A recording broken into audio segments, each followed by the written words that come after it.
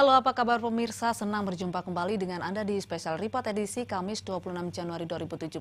Bersama saya, Catherine Asia. Perseteruan pasangan suami istri Cincin dan Gunawan Angkawijaya menarik perhatian publik. Mereka adalah dua pengusaha properti yang sukses dan terpandang di Surabaya.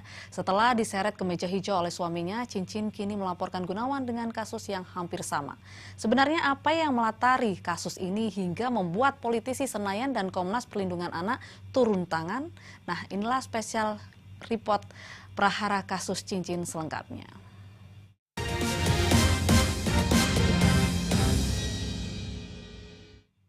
Pemirsa, sidang kasus dugaan penggelapan dan pencurian dokumen perusahaan PT BCM dengan terdakwa Tri Sulowati alias Cincin di Pengadilan Negeri Surabaya kembali ditunda kemarin. Alasan hakim, saksi utama sekaligus pelapor dan suami Cincin Gunawan Angkawijaya kembali mangkir. Untuk kedua kalinya sidang perkara dugaan kasus penggelapan dan pencurian dokumen perusahaan PT BCM ditunda.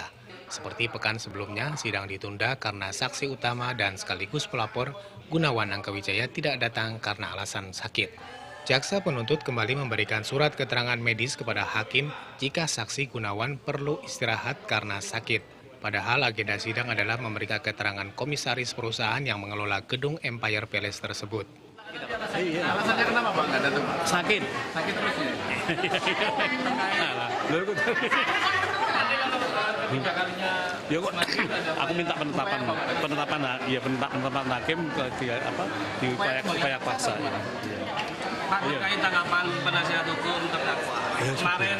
Kemarin ditemukan tapi itu Gunawan ada di pengadilan dan tidak disehat. Aku kan nggak ngerti. Aku kan nggak ngerti mungkin. Iya kan? Nanti ketika kalian jadi, Ya nggak kian lah. paksa Pak ya? Ya tetap panggil dan upaya paksa kan. Upaya paksa nanti. Iya. Oke.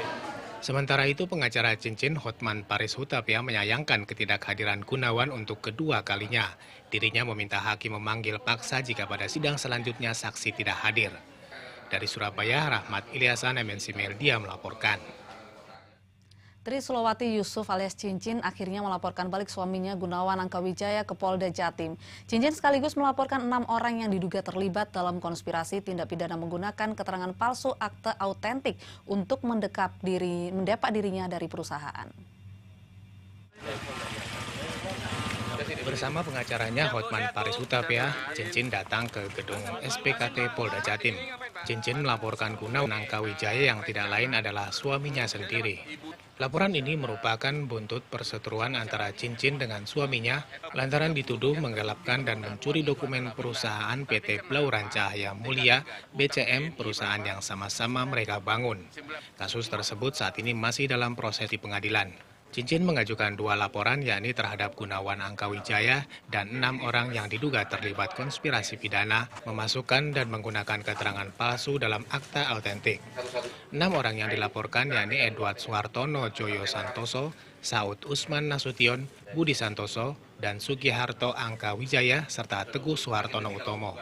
Menurut Hotman Paris Hutapea, banyak keterangan palsu dari yang dimasukkan pihak Gunawan CS ke dalam akta yang dibuat notaris. Terkait pemecatan Cincin melalui RUPS sebagai direktur di PT BCM dan PT DWB, dan posisi kepengurusan diganti oleh ke-6 orang di atas. Nanti akan dilaporkan adalah misalnya di dalam salah satu agenda RUPS PT Blauran yang Empire itu, yang salah satu alasan untuk dipakai untuk memecat dia sebagai dirut adalah katanya ada 200 miliar uang yang diambil oleh Ibu Cincin ini, ya. Padahal itu semua sudah tahu, sebagian justru dipakai untuk membeli tanah untuk atas nama Gunawan. Misalnya tanah apa? Seperti diketahui, Cincin sempat ditahan selama 1 bulan buntut laporan suaminya di Polrestabes Surabaya. Meski kini statusnya sudah menjadi tahanan kota. Selain kasus tersebut, Cincin dan Gunawan kini juga dalam proses perceraian di pengadilan. Dari Surabaya, Hari Tambayong, MNC Media melaporkan.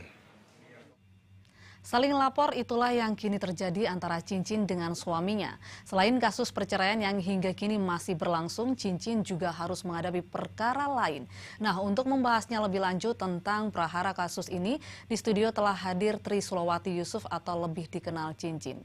Dan pemirsa, sebelumnya kami juga telah menghubungi dari pihak Gunawan atau kuasa hukum Gunawan, Bapak Teguh, namun beliau belum bisa hadir di studio kami.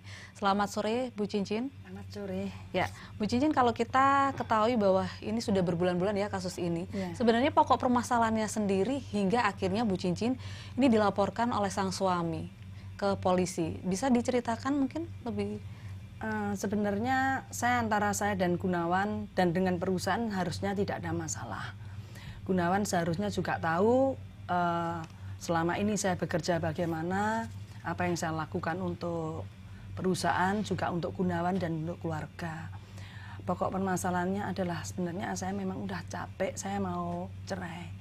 Sehingga karena saya mau cerai ini mungkin saya juga nggak menyangka Gunawan menggunakan segala cara untuk ya dalam tanda kutip mengkriminalisasi saya. Untuk gugatan cerai sendiri, ini diajukan Bu Cincin dari bulan apa, Bu, kalau boleh tahu? Saya mengajukan gugatan cerai itu bulan 4 pertama kali.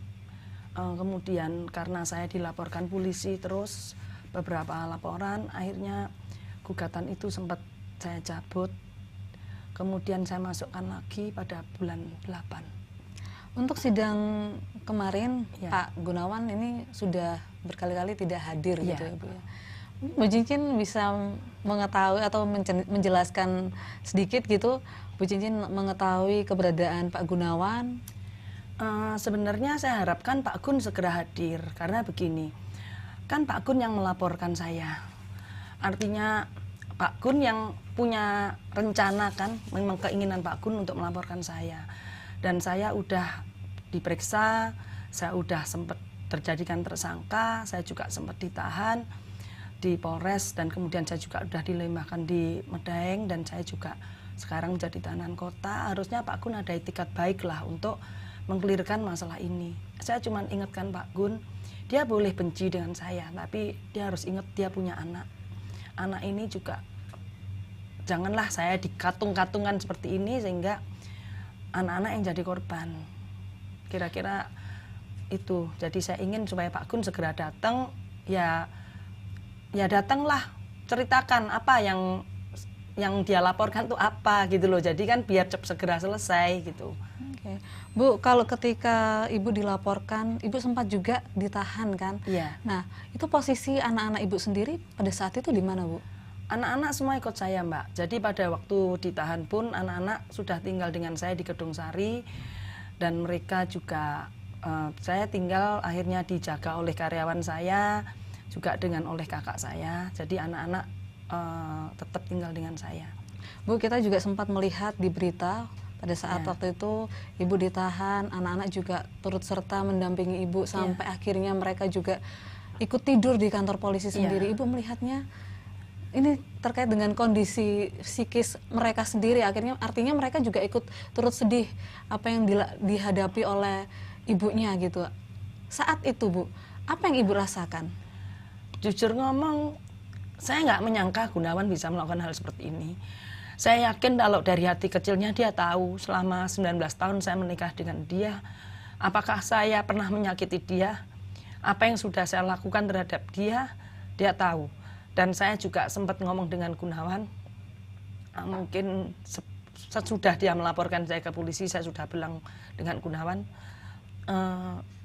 apapun yang kamu lakukan kepada saya cuma ingin mengajari kamu tentang 2 hal, yaitu ketulusan dan keikhlasan.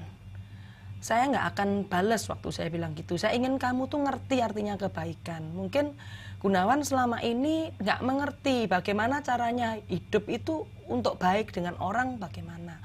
Makanya saya waktu itu bilang, udahlah kamu begini pun aku akan berusaha tetap baik.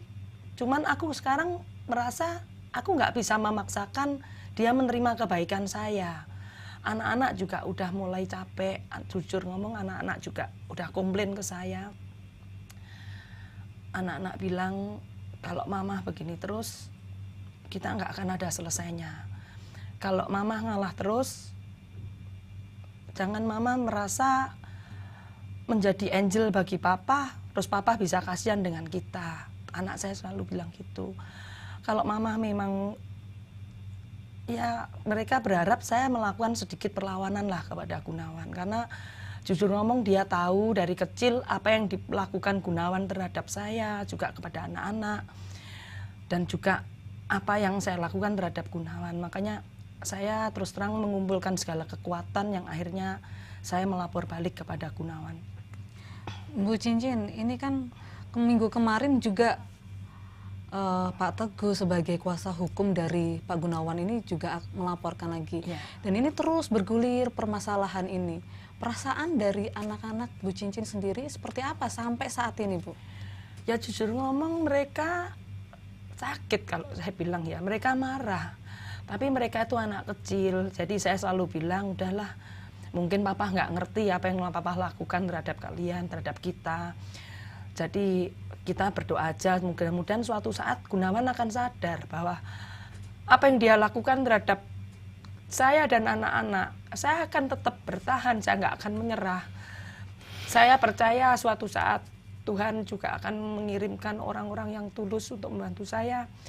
Saya juga percaya akan hukum yang ada di Indonesia, saya juga percaya bahwa banyak polisi yang baik juga. Dan saya bisa membuktikan bahwa saya nggak bersalah. Karena bagi saya itu penting. Makanya pada waktu saya ditahan, beberapa banyak orang mungkin dari orangnya Gunawan yang menawarkan saya untuk damai. Saya menolak. Karena saya berpikir saya pernah mengalami sebagai istri, sebagai menantu, yang tidak dihargai karena latar belakang saya yang memang bukan anak orang kaya. Saya nggak mau anak-anak saya suatu saat juga tidak dihargai oleh suaminya karena latar belakang itu. Makanya saya berjuang mati-matian supaya kebenaran ini ada. Saya berjuang bukan karena harta, bukan karena apa, tapi bagi saya penting, prinsip hidup itu penting. Kalau kita ini nggak salah, kemudian kita harus diperlakukan seperti ini, kemudian mereka dengan semena-mena ya memutarbalikkan fakta. Saya ingin kebenaran ini dibuktikan dulu. Baik, kita akan melanjutkan kembali perbincangan kita, Bu Cincin. Ya pemirsa, sebelumnya memang kami dari pihak iNews TV sendiri telah mengundang pihak dari Bapak Gunawan selaku dari kuasa hukumnya, yakni Bapak Teguh, namun beliau tidak bisa hadir di studio kami. Dan pemirsa, tidak hanya terkait kasus penggelapan dokumen, Cincin juga dirundung kasus dugaan penggelapan sertifikat jual beli ruko. Seperti apa? Simak sesaat lagi.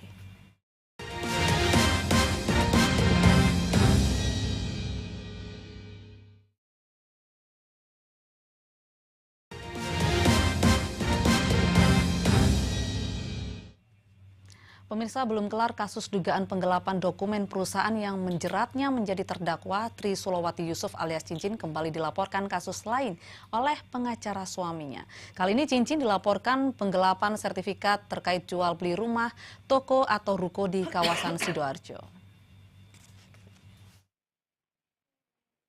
Cincin awalnya dikenal sebagai pengusaha properti yang sukses. Bersama suaminya, Gunawan Angkawijaya, ia membangun PT Blauran Cahaya Mulia. Di perusahaan ini, Cincin menjadi direktur utama, sedangkan suaminya menjadi komisaris utama. Karya Pak Sutri yang dikaruniai 3 anak yang mencolok adalah gedung Empire Palace di Jalan Blauran, Surabaya. Namun belakangan, Cincin jadi pesakitan di pengadilan karena dilaporkan suaminya di Polrestabes Surabaya.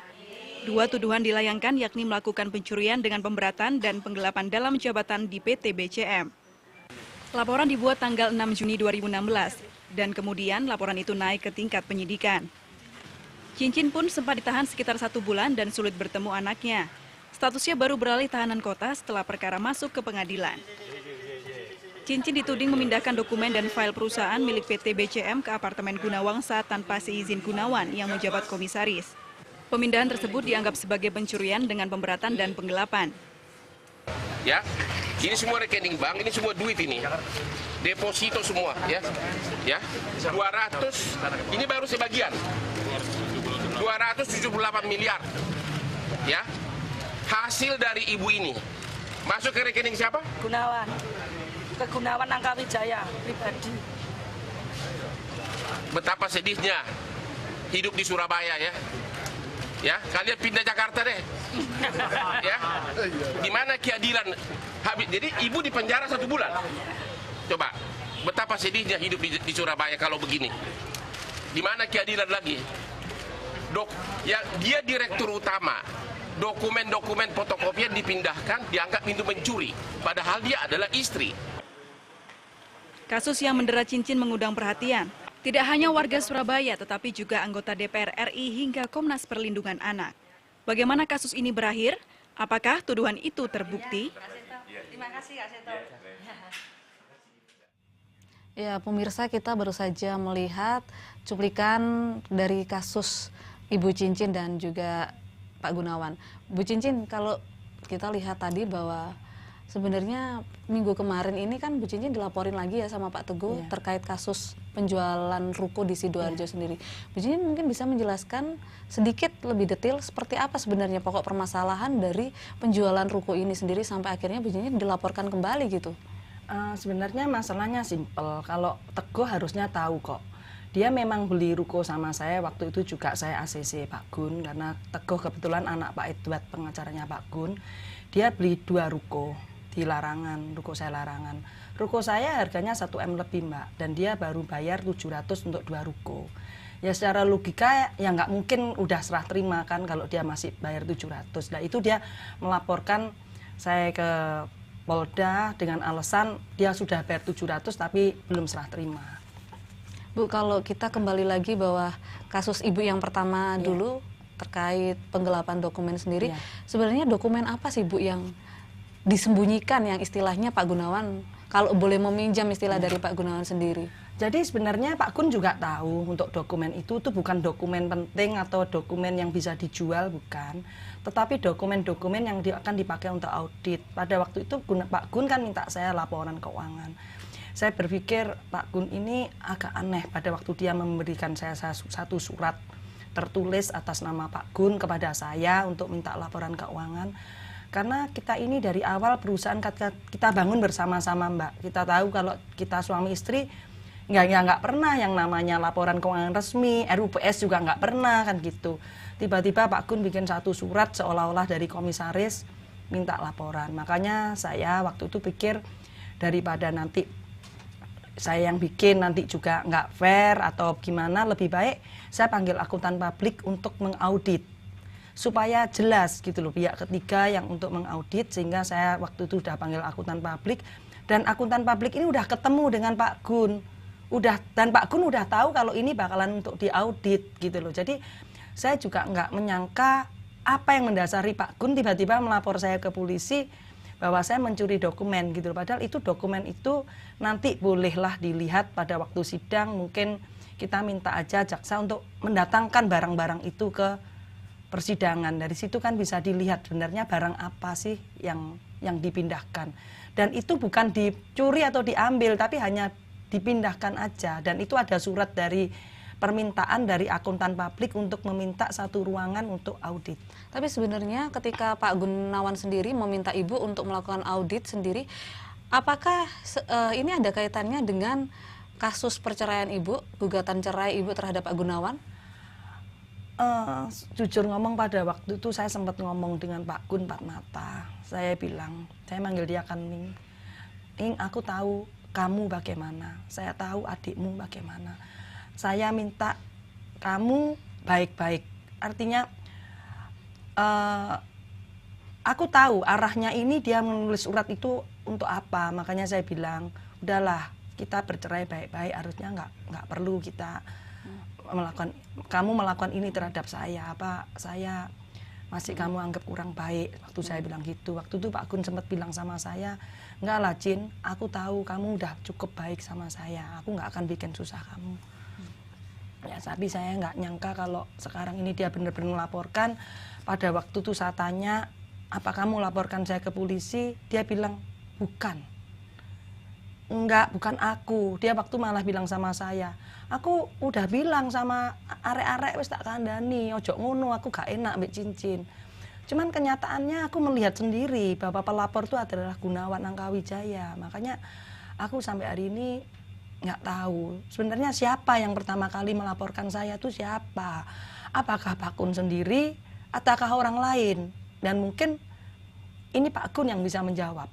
Oke, Bu, kalau kita tadi dengar bahwa Hotman Paris Hutapea sendiri selaku kuasa hukum dari Bu Cincin itu sempat mengatakan bahwa semua uang dari hasil perusahaan pembangunan Empire Palace sendiri, pengelolaan Empire Palace dan beberapa anak perusahaan lainnya itu semua masuknya ke rekening Pak Gun. Apakah itu memang benar, Bu? Iya, sebagian besar. Berarti pemasukan terbesar masuk ke rekening Pak Gun.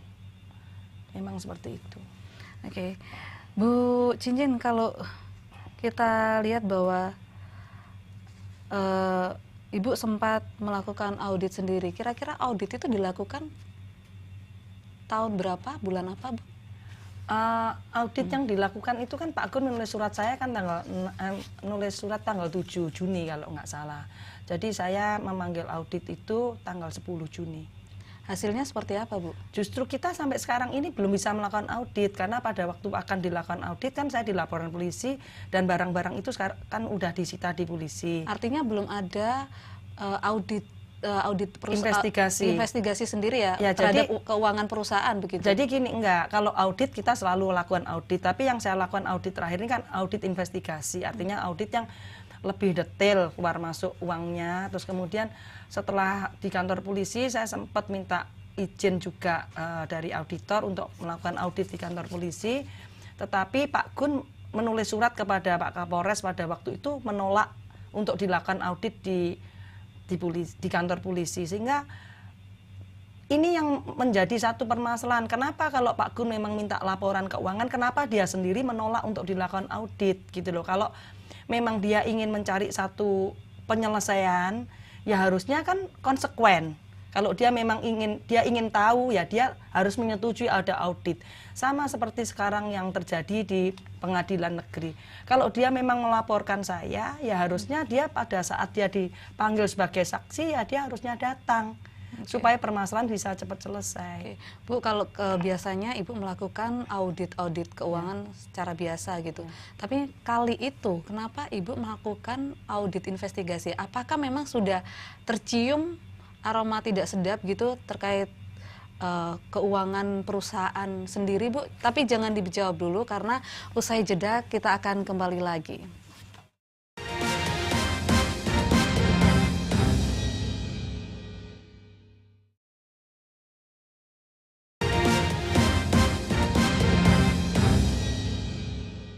Pemirsa, Anda masih menyaksikan Special Report iNews TV terkait prahara kasus cincin dan kami masih berbincang dengan narasumber kami yang ada di studio, yakni Bu Cincin. Bu Cincin, kalau terkait pertanyaan tadi saya bahwa kalau biasanya adalah audit-audit yang biasa ya, Bu ya, tapi kali ini kenapa harus audit investigasi? Apakah ini berkaitan dengan perceraian Ibu dan sudah tercium aroma tidak sedap untuk pengalihan keuangan perusahaan ke rekening siapa begitu? Enggak, sebenarnya begini Mbak, ya mohon maaf ya, saya ini nggak ada pikiran yang negatif, nggak ada.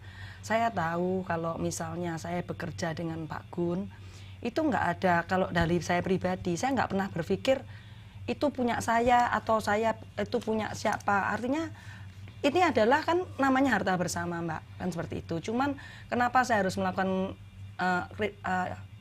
audit investigasi, karena Pak Gun dalam perjalanan perkawinan saya mesti sering-sering kan selalu ngomong yang saya nyuri lah, yang saya nyolong, yang mungkin yang seperti ini sekarang ini mungkin Mbak dengar dalam berita-berita online atau berita-berita apa yang dikatakan Teguh ataupun dikatakan Pak Gun atau dari pihak mereka selalu mengatakan saya tuh mengalihkan harta, saya membawa lari harta, kan seperti itu. Bagi saya, aku harus membuktikan gitu loh. Kalau aku nggak melakukan itu gitu loh. Artinya saya bekerja, jujur ngomong Mbak, aku mengerti sebagai istri itu bagaimana. Aku menempatkan Pak Gun itu benar-benar di tempat yang paling tinggi. Artinya aku melihat Pak Gun itu sebagai suami, aku yang aku hormatin gitu loh. Artinya aku juga nggak pernah merasa, jujur ngomong sampai hari ini, aku nggak pernah mempermasalahkan walaupun semua duit ataupun deposito itu atas nama Pak Gun ataupun aset-aset juga atas nama Pak Gun. Aku nggak mempermasalahkan itu gitu loh. Tapi pada saat aku bercerai dan Pak Gun selalu ngomong, terutama sekarang juga terbukti di semua media ngomong hartanya dibawa saya apa, itu aku perlu pembuktian bahwa ini loh, kamu dulu tuh ya logikanya aja. Saya sering nanya Pak Gun, kalau kamu bicara saya ini nyuri, harusnya secara logika kamu dulu sebelum menikah uangmu berapa, sekarang berapa. Kalau dulu kamu punya 100, sekarang punya 10.000, berarti kan bukan nyuri saya. Aku udah maksimal kerja dapatnya ya ini, nggak bisa dapat lebih banyak lagi gitu loh. Tapi Pak Gun selalu mengatakan, nek nggak kok colong, aku lebih sugih. Nah ini aku perlu membuktikan, makanya aku panggil audit itu, audit investigasi, supaya membuktikan kepada Pak Gun bahwa aku bekerja saat ini kepada Pak Gun sebagai dirut. Aku bekerja udah rule, walaupun aku sebagai istri itu aku nggak pernah Mbak nyolet-nyolet gitu, nggak pernah. Aku sebagai istri, aku benar-benar bekerja mati-matian ya semuanya untuk dia, waktu itu untuk Pak Gun gitu loh, untuk keluarga. Jadi itu penting bagi saya supaya pembuktian aja. Jadi makanya saya bikin audit investigasi. Oke, Bu Cincin, kalau kita lihat kasus Bu Cincin ini kan ini banyak dukungan yang mengalir, mulai dari DPR RI hingga sampai Komnas Perlindungan Anak kemarin. Tapi justru ini dari pihak Pak Gunawan, seperti kuasa hukum Pak Gunawan sendiri, ini menuding Bu Cincin ini berlebihan gitu, sampai akhirnya melebar kemana-mana. Gimana Bu? Jujur ngomong, aku ikutin aja Mbak. Artinya aku juga nggak membalas apapun. Mungkin Mbak juga tahu sampai saya dilaporkan ke polisi mulai bulan 7 sampai hari ini ada 5 laporan yang semuanya dilakukan oleh Gunawan, Teguh dan Rahmat Soeharto, yang mana Rahmat dan Teguh itu kakak adik, anak dari Pak Edward pengacaranya yang sekarang juga jadi komisaris, dan Rahmat ini juga sebagai dirut menggantikan saya di perusahaan properti saya, juga di Empire sebagai direktur. Saya nggak ada, intinya aku nggak mau ngikutin arus mereka. Artinya dia lapor, aku lapor, enggak. Aku waktu itu di Polres aku juga sempat ngomong kok sama Bapak penyidik, Pak, kalau ini sebenarnya nggak akan ada habisnya. Kalau dia lapor harusnya saya juga bisa melaporkan loh Pak Gun. Cuman aku memang nggak lakukan gitu loh, karena aku berharap mereka tuh sadar bahwa percuma aku kamu laporin, aku juga bukan berarti aku harus mencabut gugatan cerai juga enggak gitu loh. Terus dia laporin aku juga bisa buktikan, walaupun sebenarnya ya mohon maaf anak-anak juga udah mulai capek lah intinya ini. Cuman aku akan hadapin dengan tegar, artinya laporan-laporan itu. Sampai yang kemarin saya memang berpikir nggak ada jalan lain. Dan saya melaporkan itu karena apa? RUPS itu benar-benar isinya palsu, isinya nggak sesuai. Dan saya bisa buktikan itu. Oke, Bu, kalau kita lihat bahwa dari awal Ibu proses perceraian sendiri, akhirnya Pak Gunawan ini juga tidak tinggal diam, melakukan pelaporan terus ke polisi. Sebenarnya ini memang intervensi tersendiri kepada Bu Cincin, begitu, karena supaya Bu Cincin bisa kembali lagi ke Pak Gunawan, tidak jadi menceraikan Pak Gunawan gitu, atau gimana Bu sebenarnya? Saya rasa kalau dia mempertahankan saya, alasan apa? Kan seperti itu. Jadi aku jujur ngomong nggak tahu apa sih maunya Pak Gun untuk melaporkan saya seperti ini. Tapi sebenarnya sendiri kalau secara jujur, Bu Cincin sendiri ini masih cinta nggak dengan Pak Gunawan? Saya rasa kalau saya bicara jujur enggak, Mbak. Kalau saya mencintai Pak Gun, aku udah gila, Mbak. Kira-kira ya saya tidak mencintai Pak Gun, tapi bukan berarti saya harus membenci Pak Gun. Artinya saya akan tetap hormatin dia sebagai ayah daripada anak-anak saya. Selama perkawinan 19 tahun mungkin ada yang dirasakan Bu Cincin, ada tindakan yang tidak enak mungkin dari Pak Gunawan? Ya memang dia sering KDRT. Yang paling saya nggak tahan sebenarnya bukan dia mukulnya Mbak, tapi bagaimana dia memperlakukan saya, bagaimana dia ngata-ngatain saya, bagaimana dia tidak bisa menghargai saya, bagaimana dia nggak bisa menghargai anak saya. Makanya saya dalam satu titik saya berpikir memang Pak Gun nggak mencintai saya. Kalau dia memang nggak mencintai saya, aku ini udah tua, berarti kan aku harus tahu diri, berarti aku lebih baik aku mundur. Aku ingin hidup damai dengan anak-anak aja. Oke. Bu Cincin, kalau kita lihat sendiri bahwa Bu Cincin sempat mengatakan ke awak media, bahkan membuktikan ini ada uang senilai 399 miliar rupiah yang tidak lain adalah harta Gonogini. Nah, sejauh ini aliran dananya sendiri ini dari mana, Bu?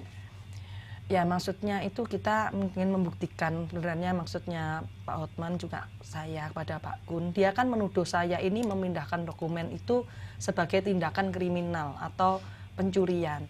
Harusnya kalau dia tahu uang itu juga hasil kerja saya dari Ruko, juga dari Empire, itu masuk ke rekening yang dia. Harusnya kan dia sadar. Kalau uang aja masuk ke rekeningnya dia itu kan ada nilainya gitu loh kan. Selama ini saya juga ya karena saya mengerti dia memang suami saya gitu loh. Kenapa dokumen-dokumen yang tidak ada nilai ekonomisnya tuh dianggap saya mencuri? Artinya itu seperti itu loh Mbak. Artinya bukan saya nganggap dia itu dalam tanda petik mencuri, enggak. Aku transfer itu juga yang transfer kan saya sendiri, artinya ke rekeningnya Pak Gun. Artinya kita cuma untuk perbandingan ke Pak Gun. Uang itu masuk ke kamu loh gitu loh, dan itu sudah kamu terima, itu fakta gitu loh, itu hasil kerja saya. Kan harus diakui kan bahwa saya ini, ya mohon maaf Pak Gun harus tahu saya ini bermanfaat sebagai istri, saya ini bukan benalu gitu loh. Saya cuma ingin Pak Gun sedikit sadar lah ke situ bahwa saya ini bukan orang yang perlu diperlakukan seperti ini, seperti itu. Baik ya. Ya. Pemirsa, usai jeda kami akan kembali hadir dan melanjutkan perbincangan kami dengan Bu Cincin.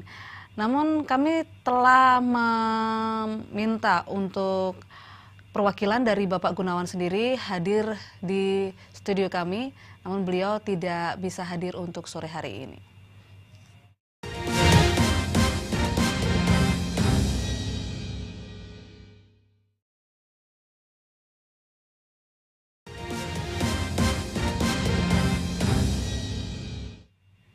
Pemirsa, perseteruan hukum antara Cincin dengan suaminya Gunawan Angkawijaya mendapat perhatian Komnas Perlindungan Anak. Ketua Komnas Anak, Seto Mulyadi, meminta kasus ini tidak sampai berdampak kepada kondisi psikis ketiga anak pasangan suami istri tersebut. Beberapa waktu lalu, Ketua Komnas Perlindungan Anak Seto Mulyadi mengunjungi tempat tinggal Cincin dan ketiga anaknya di sebuah ruko di kawasan Kedung Sari, Surabaya. Pria yang akrab disapa Kak Seto itu ingin melihat langsung kondisi ketiga buah hati pasangan Gunawan Angkawijaya dengan Tri Sulawati alias Cincin yang saat ini sedang berseteru. Menurut Seto, setiap masalah pada rumah tangga yang paling riskan dan berdampak adalah anak. Karena secara tidak langsung anak melihat kedua orang tuanya berselisih yang akan mempengaruhi kondisi psikisnya. Selain mengunjungi Cincin, Seto mengaku juga bertemu dengan Gunawan Angkawijaya. Mereka dipertemukan dengan ketiga anaknya, Meme, James, dan Janice. Sikap tegar, lembut, dan tidak pendendam ditunjukkan Cincin dalam menghadapi masalahnya, diharapkan ikut menguatkan kondisi kejiwaan anak. Ya, saya hanya melihat di sini sebuah kasus di mana ketegaran seorang ibu dan mungkin juga kebijaksanaan seorang ibu bisa berdampak positif terhadap putra-putrinya. Jadi apapun juga yang dialami, sekalipun itu suatu badai yang ngempas, tapi manakala ibu ibarat batu karang yang tetap tegar, tetap senyum, kemudian tidak ada dendam, tidak ada sesuatu yang berpikiran negatif dan selalu berpikir positif, dampak juga akan positif pada anak-anak. Ya, itu tadi dukungan dari Kak Seto kepada Bu Cincin. Untuk sekarang ini kondisi dari anak-anak sendiri seperti apa, Bu? Syukur anak-anak saya sekarang dalam kondisi baik. Saya nggak pernah, istilahnya saya nggak pernah menunjukkan kesedihan saya ataupun beban seberat apapun di depan anak-anak saya. Jadi anak-anak saya dalam kondisi baik. Jadi nggak sampai inilah. Saya rasa mereka tetap ceria dan mereka tetap bisa belajar seperti biasanya. Ketika melihat Ibu dibawa oleh mobil polisi sendiri pada saat itu, anak-anak sendiri? Ya. Gimana Bu perasaannya? Ya, itu adalah titik terendah bagi saya. Jujur ngomong, saya pernah mengalami satu titik pada saat saya dari Kejari, kemudian saya dinaikkan truk yang ada tulisannya mobil tahanan, dengan di depan saya ada polisi yang membawa senjata, kemudian suara sirine itu berbunyi. Saya sempat down, Mbak. Jujur ngomong, saya berpikir kenapa akhirnya seperti ini. Apakah saya masih perlu diperlakukan seperti ini? Cuman saya menangis sebentar, tapi kemudian saya sadar saya nggak mau menangis karena saya berpikir apa yang saya rasakan tidak seberapa dibandingkan dengan luka batin yang dialami oleh anak-anak saya. Jadi sebagai ibu saya harus kuat, saya harus tegar, saya harus tabah, karena saya nggak akan menyerah.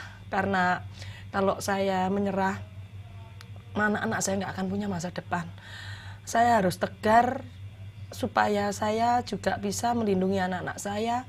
Sebagai ibu, saya harus bisa membuktikan bahwa saya bukan hanya bisa melahirkan, tetapi saya bisa melindungi dan bisa membawa anak-anak saya, bisa membuat mereka bahagia. Makanya dalam kesedihan itu saya berpikir saya harus bisa, saya harus kuat. Apapun yang dilakukan oleh suami saya, sadar atau tidak, saya terima. Saya tidak akan dendam, saya tidak akan menyimpan kepahitan itu dalam diri saya, dan saya tidak akan membuat hidup saya menjadi pahit. Karena saya harus bertanggung jawab terhadap 3 anak yang sudah saya lahirkan. Makanya jujur Mbak, setelah itu perlahan-lahan, setelah saya masuk ke Medaeng, saya belajar satu hal tentang artinya kesabaran. Bahwa kalau dulu saya berpikir sabar itu adalah tidak marah, tetapi saya sekarang sadar bahwa sabar itu bukan hanya tidak marah, tapi sabar itu adalah tetap tenang dalam menghadapi masalah. Oke, baik.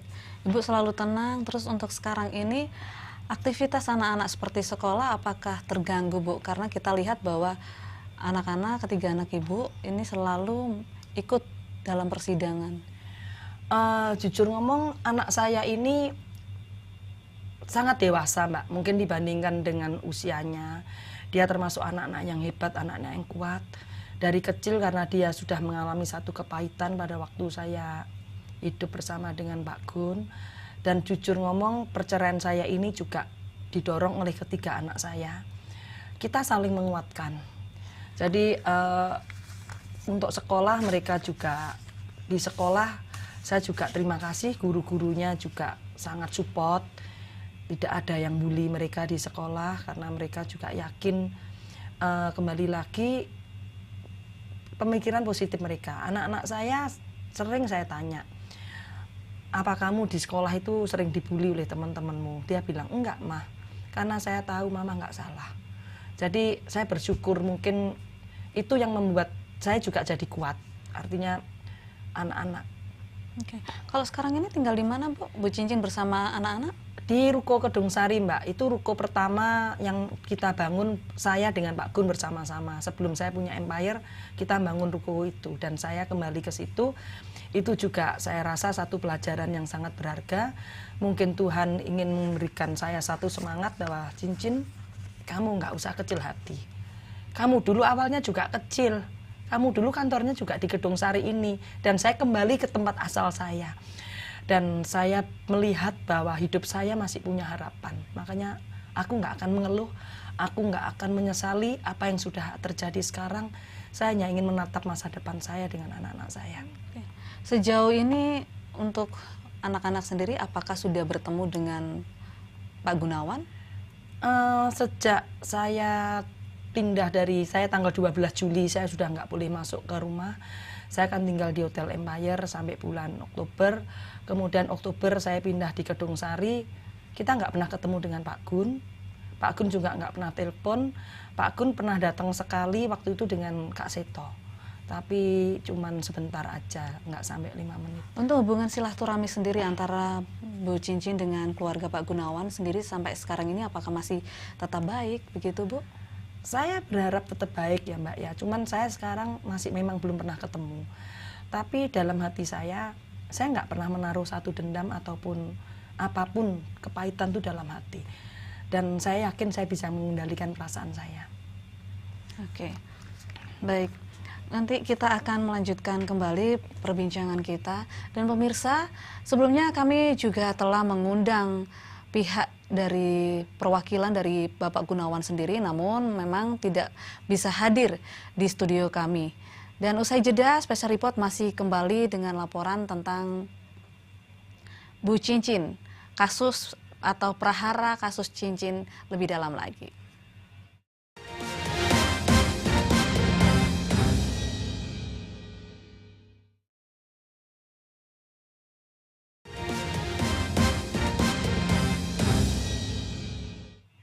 Pemirsa, masih bersama kami di Special Report News TV dan kami masih membahas terkait prahara kasus cincin dengan narasumber kami yang ada di studio, Ibu Cincin.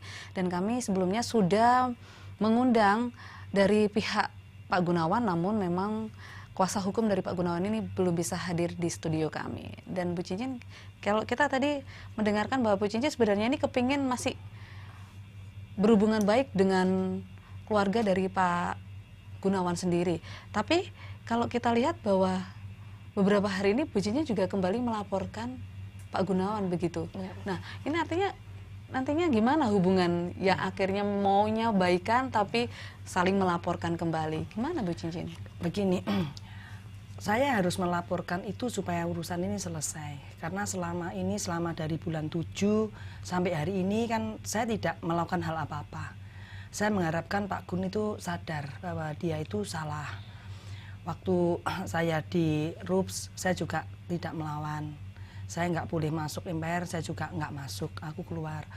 Tapi saya melihat mereka tidak berhenti, tidak ada itikat untuk berhenti. Akhirnya saya harus melaporkan supaya mereka tahu kalau melakukan hal itu yang di luar, melawan hukum, itu juga ada hukumnya loh. Kalau bikin sesuatu akte dengan isi yang dalam, ya mohon maaf, yang ngawur lah, yang saya bisa buktikan itu nggak ada, jadi ada. Yang menuduh, misalnya saya dituduh mbak uang 200 miliar, pada 200 miliar itu kita pinjaman dari BTN, yang mana itu take over ke BNI 90 miliar, berarti kita terima 109, harusnya kan udah nyata, Pak Gun juga tahu. Artinya saya harapkan Pak Gun itu tahu supaya ini satu-satunya cara saya supaya dia sadar. Dia ini nggak kebal hukum gitu loh. Dia juga nggak bisa melakukan suatu hal itu dengan semena-mena terhadap saya dan anak-anak saya. Jadi harapan saya segera urusan saya ini, saya segera bercerai, terus saya bisa hidup baru dengan anak-anak saya. Harapan dari seorang Cincin yang juga seorang ibu dari 3 anak sendiri, ini apa Bu? Harapan saya hanya simpel. Saya ingin bahagia dengan anak-anak saya. Saya ingin hidup damai dan saya akan mulai kerjaan baru juga dengan damai, dengan sukacita. Saya ingin membawa anak-anak saya dalam kehidupan yang lebih baik. Udah itu aja. Harapan saya seperti itu. Setelah ini apakah Ibu masih akan melanjutkan di bidang usaha properti sendiri? Saya rasa yang jelas saya pasti masih tetap bekerja karena saya ini ibu dari 3 anak yang mana anak-anak saya juga membutuhkan biaya dan saya nggak mau meminta, artinya berarti saya memang harus bekerja dan bekerja itu apa saja bisa karena bidang saya properti ya tentunya saya mulai dari bekerja properti. Oke, Bu Cincin, sebelum Ibu dulu awalnya ketemu dengan Pak Gunawan sendiri, ya. Itu seperti apa sih Bu kehidupan seorang Cincin ini? Saya dari kecil itu mandiri Mbak. Memang saya ini bukan dari keluarga yang kaya raya, bukan. Tetapi dari kecil saya sudah terbiasa itu, saya itu kerja sendiri. Maksudnya itu, ya kalau Mbak lihat saya dulu ya sama seperti sekarang. Nggak ada yang berubah dari saya dulu sampai sekarang. Ya cincinan, ya pakai sandal jepit, pakai sepatu kets begini.